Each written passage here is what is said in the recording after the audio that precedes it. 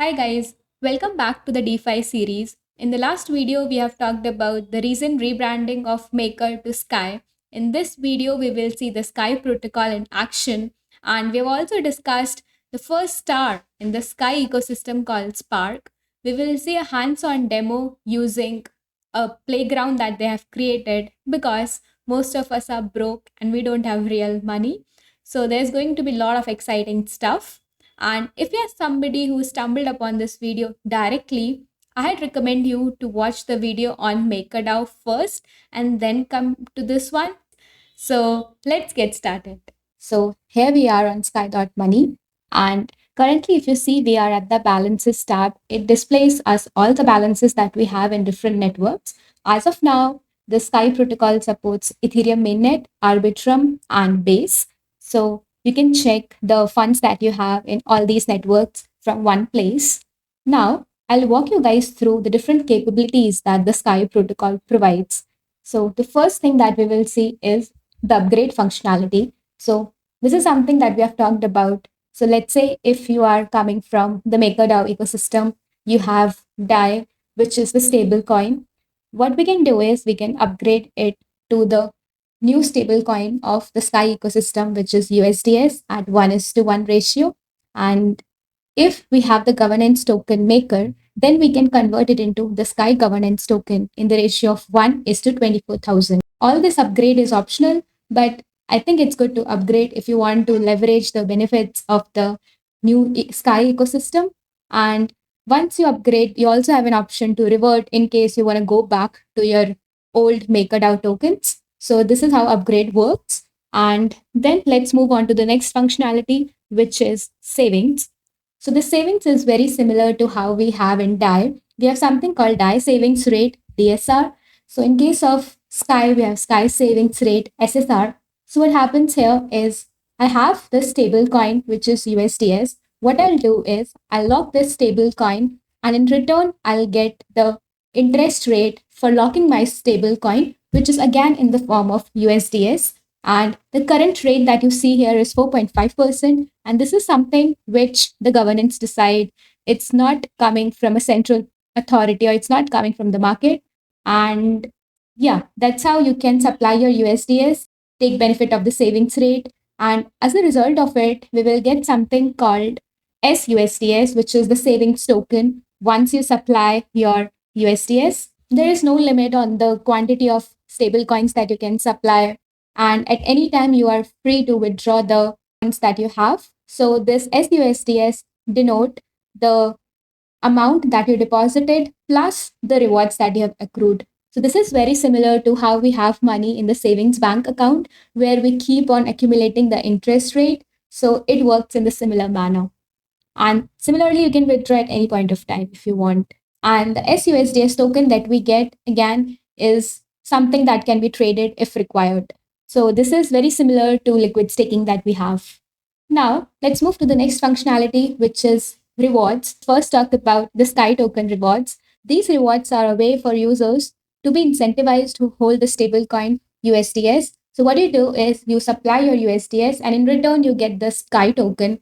And what happens here is, as we know, Sky is the governance token. I'll have power in the governance decisions. And in future, when there will be activation rewards enabled, you can also get access to those rewards. And currently, the rate is 5.44%. Again, this is based on the decentralized on chain governance. So, this is how it works. And now, in case you might be wondering, okay, if I have the stable coin, I have the option to maybe put it in rewards or in savings.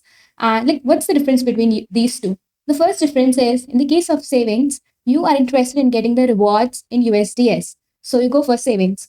But if you want to get the rewards in the form of Sky, in the form of the governance token, then you should go for rewards. It actually depends on what you believe in. If you want to have the voting power, then you should come to the rewards page. And if you believe you want to decide the decentralized future of Sky protocol, Sky token is something that you should definitely hold. And the other type of reward that we have is chronicle points. So this is something that they have very clearly mentioned that it's not a native feature of the Sky protocol. And this chronicle is an oracle which was earlier built inside the MakerDAO, and this is being used in the Spark, the Sky, and various other DeFi protocols. So in this case, also you can supply the stable coins. What happens is now you get these points called CLE points. So in future, what you can do is you can redeem 10 CLE points to one CLE token, the one Chronicle token. So that's how you will get incentivized. So as you can clearly see, there are lots of benefits of holding the stable coins of the Sky protocol, which is USDS. And that's how the people are being encouraged to hold more and more of USDS. So now we have covered savings, we have covered rewards. And the next thing is trading. So this is basically like any other trade you do. Let's say if you have one set of token and you want to get another set of token. And in this case, you can just trade. The catch here is if it's on Ethereum mainnet, the protocol will use CowSwap, which is a DEX aggregator. But if it's on some other chain like Arbitrum or Base, then in that case, we are using something called Peg Stability Module, PSM. What it means is these are some smart contracts that ensure that whenever you are trading between two stable coins, they are done at a fixed rate. And it ensures that there is no slippage, like you don't lose out any money while performing a trade. So that's the only difference. Otherwise, this trade feature is there on L2s as well. Now let's talk about another interesting feature. There's something called Seal Engine. So what happens in this case, let's say you hold the governance token, and the governance token could be the maker token or the Sky token. What you do here is you supply the governance token to the Seal Engine, and then after supplying these tokens, what you can do is you will be able to open up positions. And with these positions, you can access rewards. So what happens is, let's say I steal my Sky token. So I will be allowed to borrow the stable coin against the tokens, against the governance token that I have sealed. And you can borrow, and this borrowing works in similar fashion how we have described in the MakerDAO video. So when the collateral that you have supplied is less than the assets that you have borrowed, if that position becomes under collateralized, you are at a risk of liquidation. And if you are liquidated, then your assets, the collateral that you have submitted, will be auctioned. So, this is another thing to keep in mind when you are borrowing against the governance token.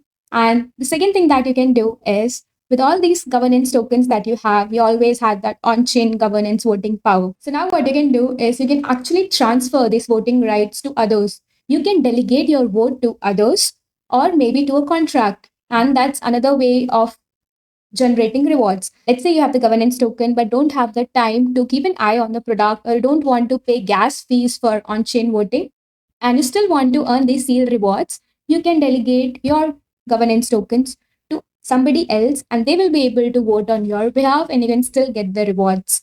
So, this is how the seal engine works. And one thing to note here is like we can deal with the maker token or the Sky token, and this borrowing is again optional. If you want to borrow, you can. If you don't, it's okay. So the other thing to note here is there's something called exit fee percentage. So this is something which is applicable only to Seal Engine. Let's say if you have sealed your governance token into the Seal Engine and now you want to unseal it. So when you want to unseal it, you need to pay this exit fees. So now in case you might be wondering, okay, if I seal my governance token, I'll get the seal rewards. But what will those rewards be? So currently, all these seal rewards that we have are in the form of the stablecoin USDS. And depending on the approval from the governance, these seal rewards can be extended to the star tokens. So one of the stars that we have is Spark and they have their own token. So it all depends on the governance approval.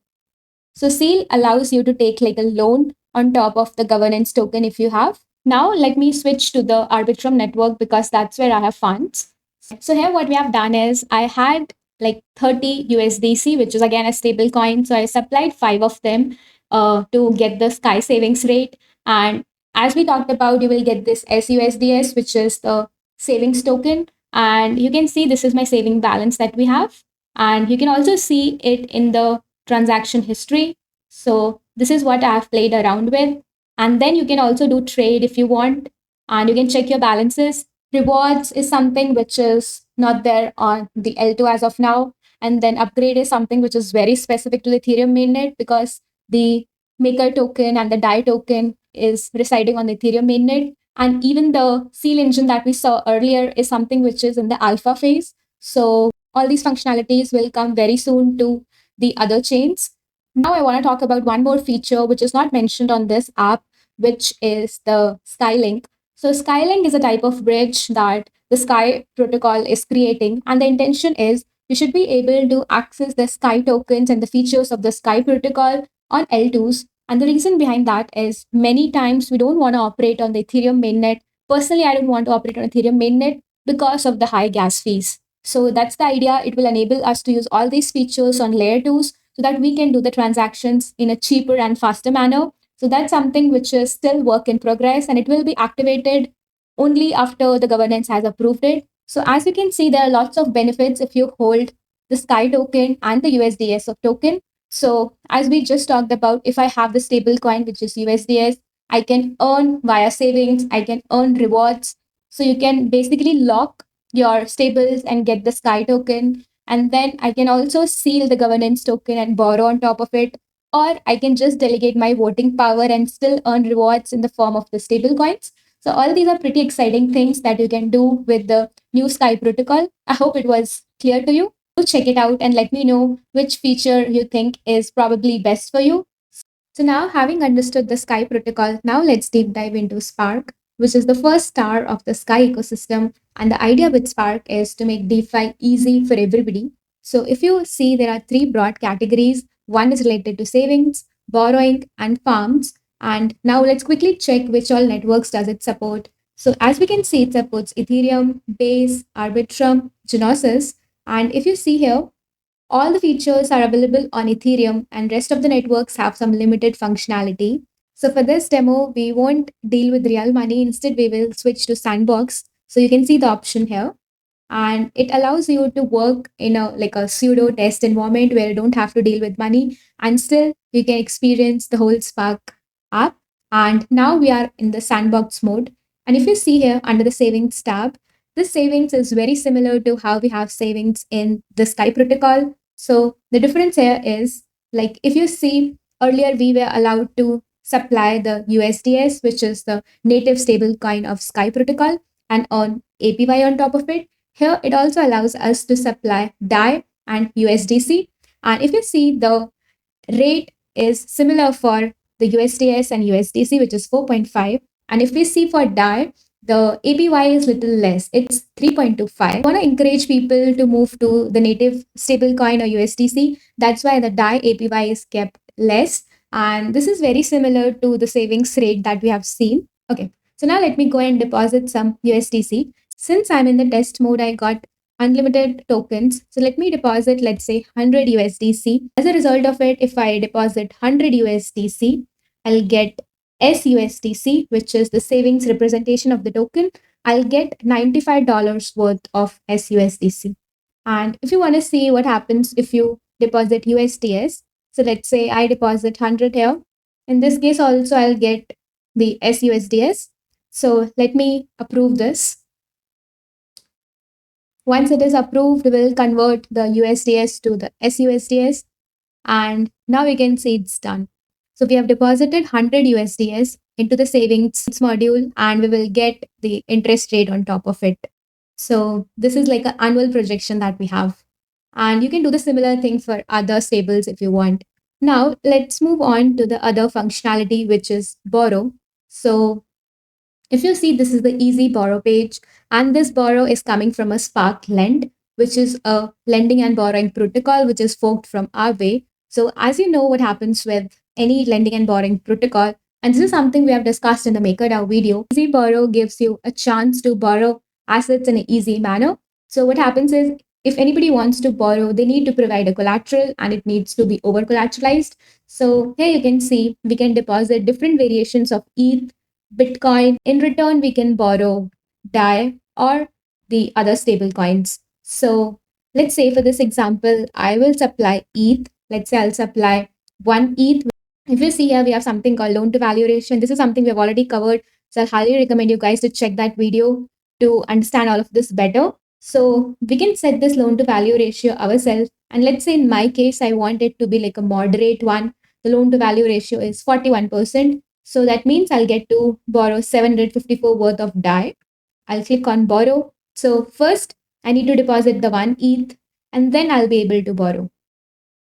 So the borrow has been done. You can see everything under the portfolio. So here they are showing the health factor. And as you can see, the health factor is quite risky because current price of ETH is 1800 and the liquidation price is 900. So it all depends on how much risk you want to take. This is your portfolio where you can deposit assets or you can borrow assets. And let me take you to the markets page. So this is how the markets page look like. We have different assets, and then we have people who are interested in borrowing, people who are interested in supplying, and then we have all this different data. So let's say in this case, we are interested in getting the data for ETH. So as we can see, ETH, this is wrapped ETH, it can be supplied. And if you supply, this is the APY that you get. And this can also be used as collateral. So it's like if you have this wrapped ETH, you can put it as collateral and take a loan. You can borrow essentially, and this is the maximum LTV supported. This is the liquidation penalty and everything we have covered in the past. And there's something called E mode. So this E mode is like a high efficiency mode, and it's basically for assets that are correlated in price. So let me take an example for you. So let's say we have this USDC and the DAI, and both of them are stable coins pegged to $1. So let's say if you deposit your DAI as collateral, and if you want to take loan in the form of USDC, so the borrowing limit will be sufficiently higher. So that's what happens in this E mode. And if you see here, they have something called ETH correlated. So it basically allows you to take more loan when you are dealing with such sort of assets. And in this case, if you see the wrapped ETH, the wrapped STETH, the RETH are all these tokens that form under this category. So this is another really cool feature, and this emote feature is coming from Aave. We'll get into the details of this when we discuss Aave. And you can also borrow this. This is the data around borrowing. So this is pretty much about the markets part. Now let's move on to the next part, which is farms. So if you see here, you might have recognized these farms look very similar to rewards, like how we had rewards. So you can earn Sky reward or you can earn the Chronicle rewards. And this is same. It's just that both these features, the savings and the rewards, has been migrated to Spark as well. So this remains the same. We won't go into details of it. We have already discussed it. Spark will have their own governance token, which is yet to be launched. So if you see here, they have this option for Spark airdrop tokens and you can collect it. You will be able to see all your rewards here. So this is what we have in the sandbox environment. I hope it makes sense. If you guys want, you can play around in the sandbox environment and doesn't really need any money. So this is really a cool way to interact with the protocol and to know about it in more depth. With this, we wrap up the video. I hope it was useful. If it was, please consider to like, share, and subscribe to my channel. I'll see you in the next one. Bye bye.